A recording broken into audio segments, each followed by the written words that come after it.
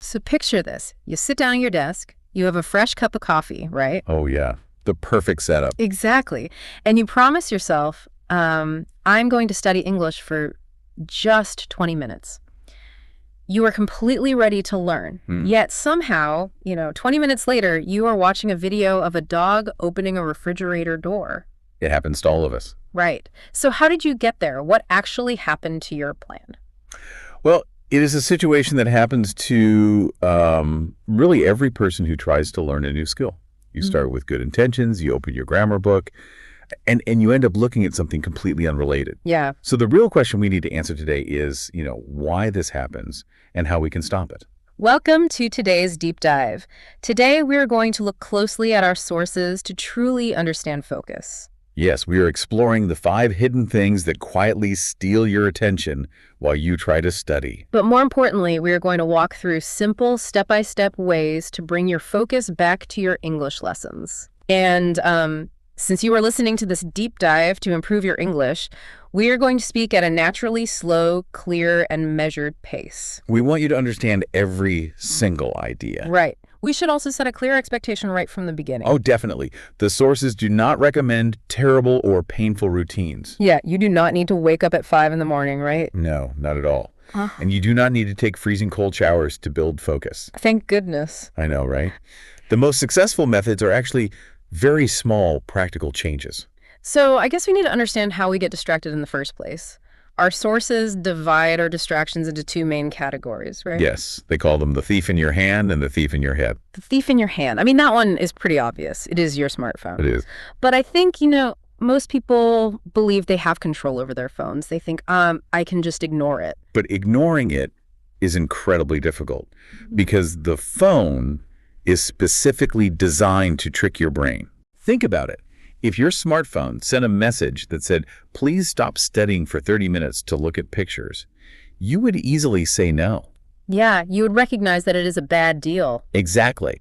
But the phone never asks for a half hour. It just asks for a tiny moment. A notification pops up and you think, I will just check this one message. It will only take 1 second. And that 1 second is the trap. You see, our brains are built to seek out new information. When you hear that notification sound, your brain releases a small chemical reward. It feels good to see a new message. But it is never just 1 second, is it? Never. You read the message, then you notice a new email, then you click a link, and suddenly you are very far away from your English lesson. So the sources suggest a highly specific physical solution for this. Yes, they do. You cannot keep the phone on your desk, you cannot put it under your notebook, and you cannot keep it in your pocket. No, none of those work. You have to take the phone and put it 20 feet away from you. You have to put it on the other side of the room. The reason this works is based on human behavior. We usually take the easiest path. Right. If the phone is sitting right there on the desk, it requires zero effort to pick it up. Your hand just reaches out automatically. Yeah, you don't even think about it. Exactly. Huh. By placing the phone 20 feet away, you create a physical barrier. So if you want to check a message, you have to stand up, walk across the room, and pick it up. You have to make an active choice to interrupt your studying. I see. You are making the distraction inconvenient. If it is hard to reach, you are much less likely to do it. Precisely. But let's say the phone is across the room, the external thief is gone. You are still not safe because the internal thief is waiting for you. Yes, the internal thief. This is the distraction that happens inside your own mind. Your body is sitting quietly at the desk, but your mind is very loud. Yes. You try to read an English paragraph, and suddenly a thought appears like, I need to send that important email for work. Or, I forgot to call my friend. Or, what am I going to cook for dinner? Right. When this happens to me, my first reaction is to fight it. I tell myself, stop thinking about dinner. Focus on the book. Stop thinking about food. And does that work? No. Usually if I try to force my brain to stop thinking about a topic, it only makes the thought stronger. That is a well-known psychological effect. For example, if I tell you, do not think about a pink elephant. I instantly see a pink elephant. Exactly. You cannot fight your thoughts by pushing them away. When you try to ignore a thought, your brain worries that you will forget it. So it keeps reminding you over and over. So the sources offer a method to handle this without fighting, right? Yes, a very simple one. They suggest keeping a small piece of paper next to your notebook. And when you have a distracting thought, you just write it down using 1 or 2 words. Yes. Is this essentially creating a waiting room for your thoughts? You were telling your brain, I see this thought, but it has to wait in the other room until I am finished. That is a very accurate way to picture it. In professional terms, this is often called parking the thought. Parking the thought. Just like you park a car in a safe spot to use it later, you park the thought on the paper. You wrote the word email. You write the word dinner. And the mechanism behind this is trust, right? Yes, it is all about building trust with your own mind. When you write the thought on paper, your brain sees that the information is safe. Oh, wow. It knows you will not forget the email because it is written down. That makes sense. And because the brain trusts the paper, it can relax. It stops reminding you, and the noise in your head becomes quiet. So we have placed the phone 20 feet away, and we have parked our random thoughts on a piece of paper. We have a clear space and a clear mind. You have a great start. But our sources warn us that we can still completely ruin our focus by trying to do too many things at once. We fall into the trap of multitasking. Yes. Many people in the modern world believe they are excellent at multitasking. They think they can perform 2 complex actions at the exact same time. Like, for example, a student might try to listen to an English audio lesson while they are typing a text message to a coworker. Right. It feels like you are getting twice as much work done. You feel very busy. But I imagine the brain is not actually doing both things at the same time. No. The science is very clear on this. The human brain cannot process 2 complex streams of information simultaneously. So what is it actually doing? When you try to listen to English and type a message, your brain is rapidly switching back and forth between the 2 tasks. Eye on the screen, ear on the audio, eye on the screen, ear on the audio. It seems like trying to listen to 2 different songs at the exact same moment. Yes. Like if you play a slow jazz song on your computer and a fast pop song on your phone, you do not hear beautiful music. You just hear a loud, confusing noise. There's a great comparison. It just becomes noise. And this rapid switching requires a massive amount of mental energy. I can imagine. Every time your brain switches from the text message to the English audio, it burns a little bit of energy. After 10 minutes of this, you feel totally tired. Right. And more importantly, you miss the English sentence. You do not learn the vocabulary. Then you probably look at your book and think, my English listening skills are terrible. I don't understand anything. Exactly. But your skills are not the problem. Your divided attention is the problem. Busy does not equal productive. You must choose one single task. One single task. But we also have to look at our physical surroundings. Yeah. Because the environment around you can actually force your brain to multitask, even if you're only trying to read one book. Wait, really? How does a room force you to multitask? Well, think about a typical messy desk. You sit down to study. On the desk, there are, 3 empty coffee cups. Okay. There's a tangled charging cable. There's a stack of mail and maybe a plate from yesterday's lunch. That sounds suspiciously like my desk on a Friday afternoon. Yeah. But why does that stop me from learning English? Because your brain is a survival machine. It constantly scans your physical environment to see what is around you. Even when I'm reading? Yes. Yeah. Even if you are looking at your book, your peripheral vision sees the coffee cup. Your brain has to process that shape, identify it as a cup, and then decide to ignore it. Oh, wow. Then it sees the mail, processes it, and decides to ignore it. So visual clutter is just another form of noise. It is draining your mental battery before you even learn a single verb. Exactly. The solution in the source material is very interesting here. They do not tell you to create a beautiful, perfect study room. They say you just need a boring room. A boring room is the perfect environment for focus. You do not need a space that looks like a beautiful photograph on social media. You just need a space that offers 0 visual distraction. So a boring space means a clean, empty desk. You clear away the cups, you put the mail in a drawer. On your computer screen, you close the 12 extra web tabs you have open. You make the space so completely boring that your brain has absolutely nothing interesting to look at except your English lesson. Yes. By doing this, you protect your brain's energy. You are giving your mind fewer reasons to wander away. Okay, so we are setting up a strong defense. The phone is away, thoughts are parked, we are doing one task, and the room is incredibly boring. Sounds perfect. But here is a challenge I hear from many learners. Even when everything is perfectly prepared, starting the work still feels impossible. Yes. Sitting down and opening the book feels like a mountain you cannot climb. Why is that? This happens because of how we frame the goal in our minds. We usually make the task far too big. Too big. Yes.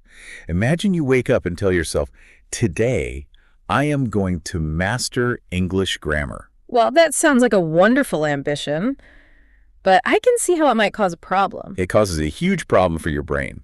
Master English grammar feels like a project that will take 5 years. It sounds exhausting. Right. When your brain hears a massive goal, it feels fear and fatigue. It says, that is too much work. I do not have the energy for that right now. Let's avoid that pain and go watch a video instead. So we create our own distraction by scaring ourselves. We build a wall that is too high to jump over. Precisely. The source material has a great strategy for this. You have to make the starting step ridiculously small. Yes. Make it so small that you cannot possibly fail.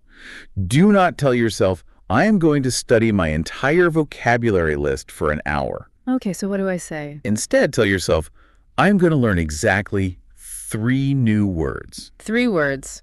That takes maybe 2 minutes. That is the point. Yeah. Do not say, I am going to complete a whole chapter of listening. Say, I will put my headphones on and listen for just 5 minutes. And when the goal is that small, the brain does not feel any fear. Your mind says, 5 minutes, I can easily do 5 minutes. Exactly. And usually the hardest part is just the friction of starting.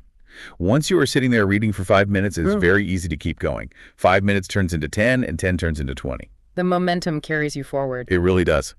But we need to discuss a major misunderstanding about focus. This is perhaps the most important concept in our source material. Okay, let's hear it. Most people define focus incorrectly. They think focus means you are locked on a target like a laser beam and you never, ever get distracted. I certainly used to think that. I thought that if I looked away from my book, or if I started daydreaming, it meant I had failed. I believed a wandering mind was proof that I was a bad student. That is a very common and very harmful belief. True focus is not a straight, perfect line.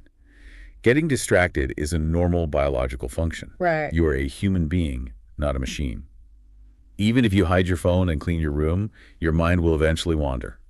Focus is not the ability to prevent distraction. Wait, so if it is not preventing distraction, what is it? The real skill of focus is the act of noticing that you looked away and then simply returning your attention to the task. Returning is the actual practice. Yes. Think of it like lifting weights at a gym to build physical strength. When you lift a heavy weight up, your muscle works hard. Every time you lift it, the muscle grows stronger. Okay. Studying is the exercise for your brain. You are reading your English book. Your mind wanders away to think about dinner. And that is the moment of choice. Yes. You suddenly notice, I am thinking about dinner. I am distracted. Yeah. You acknowledge it, and you gently get your eyes back to the English book. Mm-hmm. That movement, the action of coming back, is one repetition. It is one bicep curl for your brain. I find that incredibly encouraging. It completely changes the feeling of studying. You do not need to feel guilty when you get distracted. Not at all. You do not need to be angry and call yourself lazy. You just notice the distraction and you choose to return. Every time you return, your focus muscle gets a little bit stronger. The return is not a failure. The return is the success itself. That is powerful. Now, since you, our listeners, are actively working on your English comprehension right now, let's take these ideas and attach them to some practical vocabulary. That is a great idea. We can teach you the natural English phrases that native speakers use to talk about these exact concepts. We will go through these slowly so you can hear the pronunciation clearly. The first phrase is, my mind wandered. My mind wandered. The verb wander usually describes walking slowly without a specific destination, right? You are just walking to see the trees. Exactly. When you say, my mind wandered, it means your thoughts drifted away from your work without a plan. You might say to a teacher, could you repeat that sentence? I am sorry, my mind wandered. Perfect. Our second phrase is, get back on track. Get back on track. A track is the metal road that a train travels on. As long as the train is on the track, it is moving safely toward its goal. If it falls off the track, it stops. So, to get back on track means to return to your original plan. You can say, I wasted 20 minutes watching videos, but now I need to get back on track. Very useful phrase. The third phrase is, one thing at a time. One thing at a time. This is the exact phrase you use when you want to stop multitasking. Yes, it communicates that you will finish a single activity before you start the next one. For example, I cannot read this email and listen to the news. I need to do one thing at a time. And our final phrase is, stay focused. Stay focused. This means to maintain your attention on a specific task over a period of time. You can use it as a command to yourself. I have a big test tomorrow. I need to stay focused tonight. We can also use this opportunity to upgrade some basic sentences. Often, an A2 or B1 learner will say, I can't concentrate.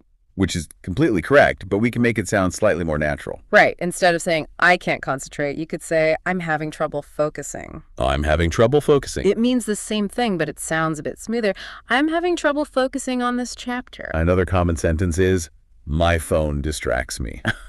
Again, grammatically correct. Yeah. But native speakers often use a continuous structure for this problem. You could upgrade it by saying, I keep getting distracted by my phone. I keep getting distracted. This highlights that it is a repeated action. I keep getting distracted by my phone, so I'm going to put it in the other room. Finally, a student might say, I want to study every day.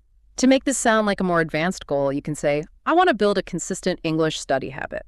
The word consistent is excellent here. It means doing something regularly without stopping. I want to build a consistent English study habit. Using these phrases will help you explain your learning process clearly to others. Well, we have covered a lot of important concepts today. We learned why we must put the phone 20 feet away. We learned how to park our random thoughts on a piece of paper so our brain can trust us. Yes, we did. We discovered the hidden energy cost of multitasking and the value of a perfectly boring room. We discussed making our starting goals ridiculously small. And most importantly, we learned that true focus is simply the act of returning. Returning. Understanding these tools is an excellent first step. But information only becomes a skill when you practice it in the real world. That is exactly right. Which brings us to the end of our deep dive and to a very practical challenge for you. This challenge comes directly from our sources. When this audio finishes, do not open another application. Do not check your messages. Do not open a random video. Set a timer on your clock for just 10 minutes. Choose exactly one single English activity. Just one. You could read one short article. You could listen to a 5-minute audio clip, or you could write 3 sentences in a notebook. Choose only one thing. Remember the rules we discussed. Your phone is placed far away. You have a small piece of paper next to you. If a random thought appears in your head, just write it down on the paper. Right. And above all, if your mind wanders away from the English activity, no guilt. Do not be angry with yourself. Just notice that you were distracted and gently come back. Bring your eyes and your attention back to the English words. One word, one sentence, one focused minute at a time. You do not need to magically find 3 extra hours in your busy day. You just need to protect the small amount of time you already have. It has been wonderful exploring this with you today. We will leave you with one final thought to ponder as you begin your 10-minute challenge. What if the strongest, most important muscle you build while learning English isn't your grammar? What if it isn't your vocabulary? What if the most valuable muscle you build is simply your ability to forgive yourself for getting distracted and choosing to start again?